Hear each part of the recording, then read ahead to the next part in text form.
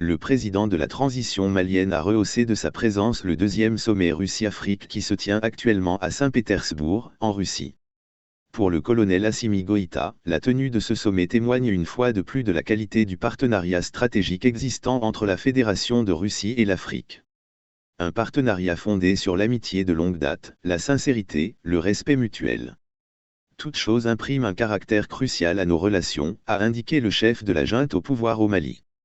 Rappelant l'historique des relations d'amitié et de coopération qu'entretiennent les deux pays depuis 1960, date d'accession du Mali à l'indépendance nationale, le colonel Assimi Goïta dira qu'en dépit des mutations intervenues dans son pays, ses relations avec la Russie se sont intensifiées et diversifiées avec des succès et des réalisations.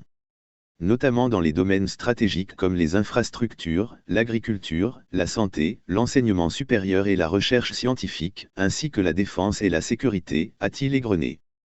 Se fondant sur la situation géopolitique et la conjoncture mondiale, l'officier militaire a avoué l'évidence que le peuple malien reste fortement mobilisé aux côtés des autorités de la transition dont l'objectif est de conduire et de consolider dans la durée un partenariat stratégique gagnant-gagnant entre le Mali et la Fédération de Russie pour le bonheur de nos deux peuples. À en croire le colonel Goïta, ce partenariat est d'autant plus important que la Russie a su relever à des moments difficiles son statut de partenaire stratégique tant par sa fiabilité que par son dynamisme dans l'accompagnement du Mali pour relever les défis cruciaux du moment, tout en respectant sa souveraineté. Convaincu que la restauration de la paix, de la stabilité et de la sécurité est la pierre angulaire de tout développement, nous avons décidé d'assumer pleinement notre responsabilité première, qui est de protéger nos populations et de défendre l'intégrité de notre territoire, a-t-il motivé.